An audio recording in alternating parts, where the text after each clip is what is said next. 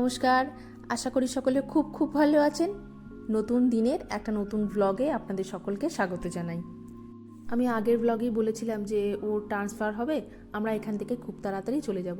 তো অর্ডার চলেও এসেছে, খুব শীঘ্রই আমরা হয়তো টিকিটও কাটবো।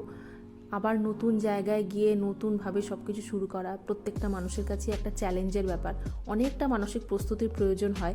তাই নতুন করে যখন আবার জার্নি শুরু করছি, তো জগন্নাথ দেবের বাড়ির এত কাছে থাকবো অথচ তার সাথে একবার দেখা করব না, তা কি কখনো হয়?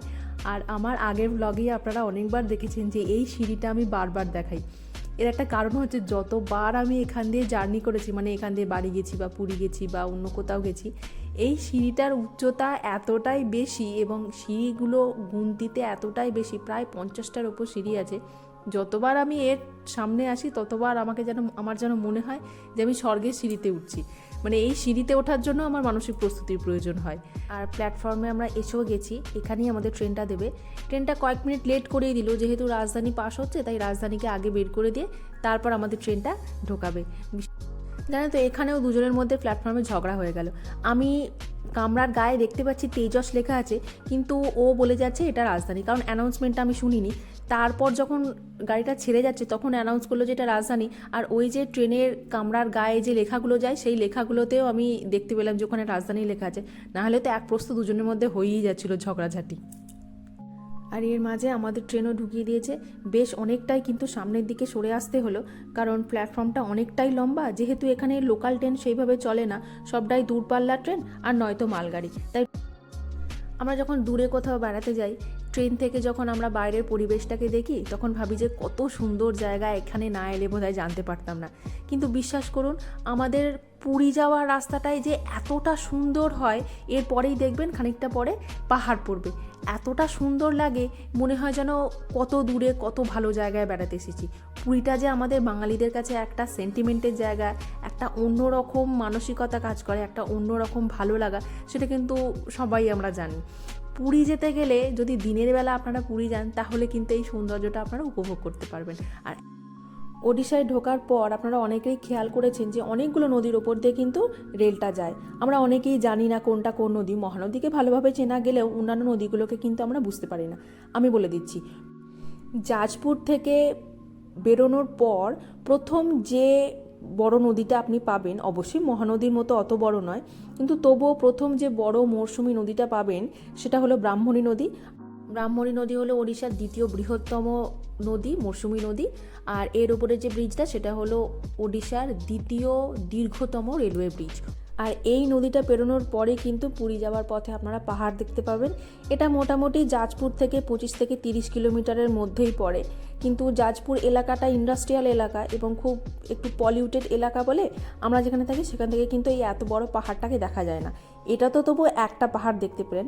যত পুরীর দিকে এগিয়ে যাবেন, মানে কটক এবং ভুবনেশ্বরের দিকে এগিয়ে যাবেন, তত কিন্তু আরও বেশি বেশি পাহাড় দেখতে পাবেন। আর এই রাস্তাটা পুরী যাওয়ার পথে সব থেকে সুন্দর জায়গা, তার কারণ হলো এখানে ধুধু করছে এরকম ফাঁকা জায়গা এবং পাহাড়। আর এরপর বেশ অনেকটা রাস্তা এসে যাওয়ার পরে কিন্তু আমাদের মহানদী রেলওয়ে ব্রিজের ওপর দিয়ে যেতে হবে। আমার ভাগ্য সত্যি খুব ভালো যে আমি এই নদীর ওপর দিয়ে রেলে করেও গেছি, আবার নর্মাল 4 হুইলারেও গেছি। আমাদের অনেকের মধ্যেই কিন্তু এই ভুল ধারণাটা রয়েছে যে এই রেলওয়ে ব্রিজটাই নাকি ওড়িশার সবথেকে দীর্ঘতম রেলওয়ে ব্রিজ। সেটা কিন্তু একদমই নয়। এই রেলওয়ে ব্রিজটার নাম হলো দ্বিতীয় মহানদী রেলওয়ে ব্রিজ। এটা কিন্তু প্রথম মহানদী রেলওয়ে ব্রিজ নয়। প্রথম মহানদী রেলওয়ে ব্রিজের নাম হলো সুভাষচন্দ্র বোস রেলওয়ে ব্রিজ বা নেতাজি সেতু। বর্ষাকালে মহানদীর সৌন্দর্য কিন্তু আরও অনেক বেশি আকর্ষণীয়। আপনারা যদি কোনো সময় বর্ষাকালে পুরী যান, যদি দিনের বেলা যান, তাহলে কিন্তু মহানদীকে আপনারা মহানদী হিসাবেই দেখতে পাবেন।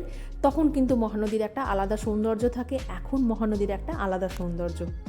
অর্থাৎ কটক স্টেশনের কাছে রয়েছে দ্বিতীয় মহানদী রেলওয়ে ব্রিজ। ওড়িশার মধ্যে মহানদী দুটো ভাগে ভাগ হয়ে গিয়ে আবার কিছু দূর এগিয়ে যাওয়ার পর আবার মিলিত হয়ে আবার প্রবাহিত হয়েছে। এই দুটো জায়গায় কিন্তু ওড়িশার মধ্যে রয়েছে। প্রথম মহানদী সেতু কিন্তু ওড়িশার মধ্যে সবথেকে লম্বা সেতু। কথা বলতে বলতে আমরা পৌঁছে গেছি ভুবনেশ্বর রেলওয়ে স্টেশনে। এখানে কিছুটা হল্ট নেওয়ার পর, অর্থাৎ কিছুক্ষণ থামার পর আমরা আবার সামনের দিকে এগিয়ে যাব। ট্রেন কিন্তু একদম ঠিকঠাক টাইমেই চলছে।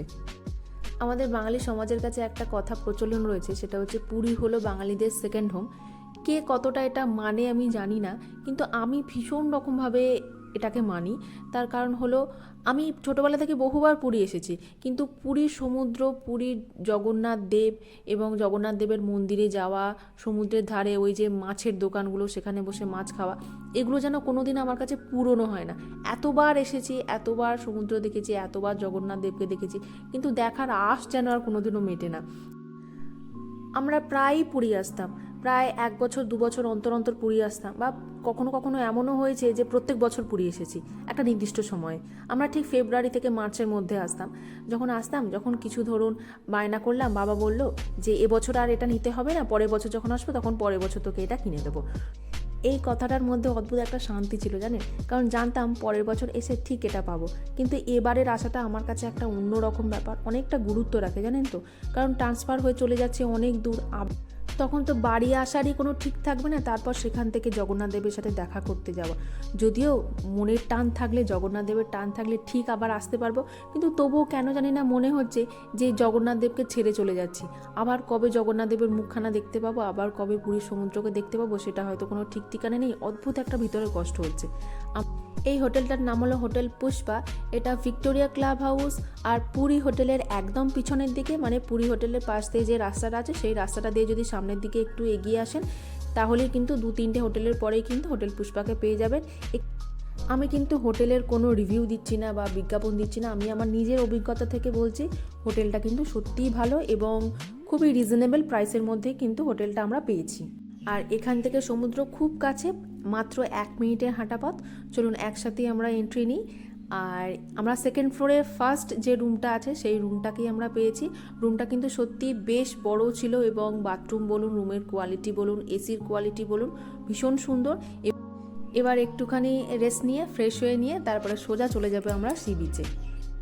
সমুদ্রের ধারে সমুদ্র এবং মাছের দোকানের সাথে সাথে আরও যে জিনিসটা আমাকে সবথেকে বেশি আকর্ষণ করে সেটা হলো এই স্যান্ড আর্টগুলো। তখন আমি বেশ অনেকটাই ছোট, স্কুলে পড়ি, বাবার সাথে পুরী এসেছিলাম। সকালের দিকে বাবার সাথে এই সি বিচে বেড়াতে এসেছিলাম। তখন সেই বিচে সুদর্শন পট্টনায়কজির নিজের হাতে তৈরি স্যান্ড আর্ট দেখেছিলাম, তবে ওনার দেখা আমি পাইনি। তারপর থেকে যতবার আমি এসেছি ততবারই মনে মনে প্রার্থনা করেছি যে এবারে যেন অন্তত ওনার হাতের তৈরি কোনো স্যান্ড আর্ট আমরা দেখতে পাই। আর আমার দুর্ভাগ্য যে এবারেও সেটা হলো না। স্বর্গদ্বারের দিকে এগিয়ে যেতে যেতে এই অদ্ভুত সুন্দর দৃশ্যটা আমরা দেখতে পেলাম যে ভোলানাথের লিঙ্গের মাথায় সাদা প্যাঁচা। আর কথা বলতে বলতে আমরা পৌঁছে গেছি মাছের দোকানগুলোর কাছে। এখানে অনেক মাছের দোকান আছে, যেটা আপনার পছন্দ হবে, যেখানে মাছগুলো দেখে আপনার মনে হবে যে ফ্রেশ, সেখানেই চলে যাবেন। আমাদের দেখে মনে হলো যে এইখানে মাছগুলো ফ্রেশ, এবং এখানে একে একে সুমন্তকে এবং আমাকে একে একে মাছের দাম বলছে। তবে সব মাছেরই দাম কিন্তু 100-র উপরে। আমার একটু চিংড়ি মাছ খাওয়ার ইচ্ছে ছিল, কিন্তু ও বললো গুড়জালি মাছটা একটু ট্রাই করে দেখতে। ওটা 150 টাকা পিস নিল, খেতেও কিন্তু বেশ ভালো। আমি একটু ভিডিও করতে ব্যস্ত ছিলাম, কিন্তু খেয়াল করলাম যে গরম হওয়া সত্ত্বেও কিন্তু ও কিন্তু টুকটুক করে খেয়েই চলেছে। বেশি ভিডিও করার চক্করে গেলে কিন্তু ভাগ থেকে আমিই কম পড়ে যাব। তার থেকে বরং এখন ভিডিওটা বন্ধ থাক, আমি আপাতত মাছটা খেয়ে নিই, খেয়ে স্বাদ গ্রহণ করে নিই, তারপর আপনাদের বলছি মাছটা কেমন ছিল। সি বিচ থেকে ফিরে সোজা হোটেলের রেস্টুরেন্টে চলে এসেছি। ওদের দুটো আলাদা আলাদা রেস্টুরেন্ট রয়েছে, একটা নিরামিষ রেস্টুরেন্ট, একটা আমিষ রেস্টুরেন্ট। খাওয়া দাওয়া হয়ে যাওয়ার পর এখানে সুমন্ত বিল মেটাচ্ছে। প্রথম দিনের অভিজ্ঞতাটা আমার সত্যিই খুব ভালো ছিল। কালকে শুরু হচ্ছে আবার একটা নতুন দিন। আমরা ঠিক করেছি যে কালকে সকালেই আমরা জগন্নাথ দেবের মন্দিরে দর্শন করতে যাব।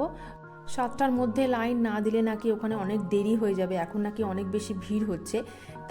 তাই ব্লগটা এখানেই শেষ করছি। খুব শীঘ্রই দেখা হচ্ছে নতুন ব্লগে। ভালো থাকবে।